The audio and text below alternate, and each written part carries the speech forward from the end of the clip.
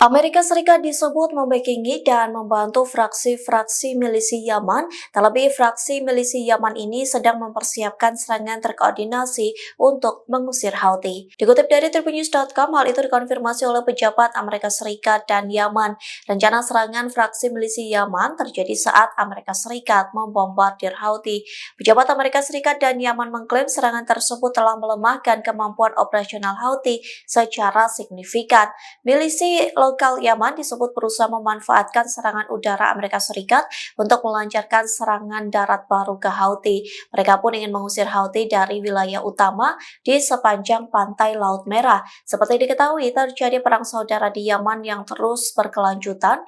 Dalam perkembangan situasi terbaru, rival-rival Houthi di Yaman sepertinya memanfaatkan keadaan. Milisi Yaman justru hendak memberi pukulan keras ke Houthi yang juga dikenal dengan nama kelompok Ansarullah. Salah satu target utama fraksi lain milisi Yaman adalah pelabuhan strategis Hodeidah yang menjadi pusat ekonomi dan militer penting bagi Houthi. Menurut sumber-sumber Yaman, serangan itu akan dipimpin oleh fraksi-fraksi yang bermarkas di selatan. Serangan ini bertujuan mengusir pasukan Houthi dari sebagian besar wilayah pantai.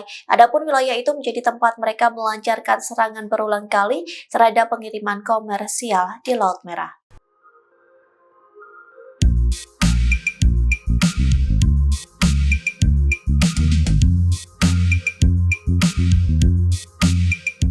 Jet tempur pasukan pertahanan Israel atau IDF dilaporkan mengalami kerusakan. Akibat dari kerusakan tersebut, jet tempur IDF gagal menyerang jalur Gaza. Sebaliknya, amunisi yang dibawa jet tempur IDF itu justru jatuh ke pemukiman Israel sendiri. Dikutip dari The Times of Israel, amunisi itu justru jatuh ke pemukiman Nir Yitzhak pada Selasa 15 April malam. Militer Israel melaporkan jet tempur Angkatan Udara Israel mengalami kerusakan teknis. Dinarasikan kerusakan itu terjadi selama upaya serangan udara di jalur Gaza. IDF pun masih menyelidiki penyebab kerusakan jet tempur tersebut. Lantas amunisi itu disebut meledak saat terjadi benturan. Hal itu mengakibatkan terdengar ledakan yang dahsyat. Namun tidak ada korban jiwa maupun warga yang terluka akibat ledakan tersebut. Pasalnya ledakan itu menciptakan kawah besar di sebuah ladang. Sementara kegagalan ini bukan menjadi pertama kalinya bagi Israel. Insiden serupa juga pernah terjadi pada Mei 2024 lalu saat sebuah jet tempur tidak sengaja menjatuhkan bom seberat setengah ton di dekat Mosaf Yatat. Namun dalam insiden itu bom tersebut tidak meledak dan berhasil dikumpulkan dengan aman oleh pasukan Israel.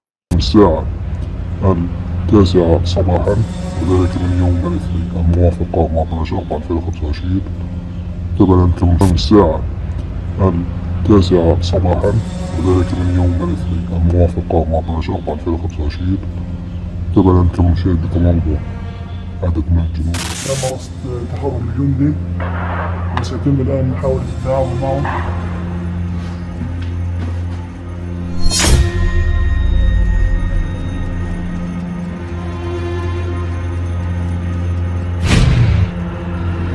لا اسمك الله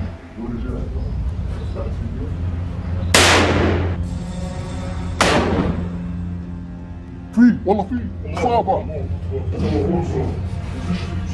شلون جندي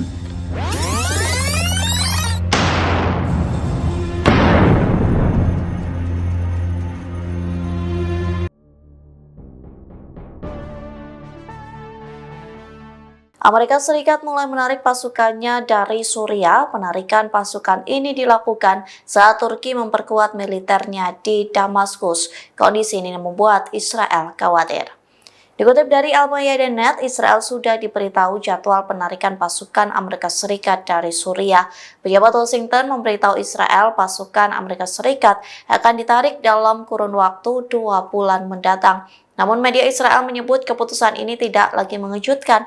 Pasalnya penarikan pasukan Amerika Serikat dari Suriah disebut sudah direncanakan sejak Donald Trump dilantik menjadi Presiden Amerika Serikat pada Januari 2025 lalu.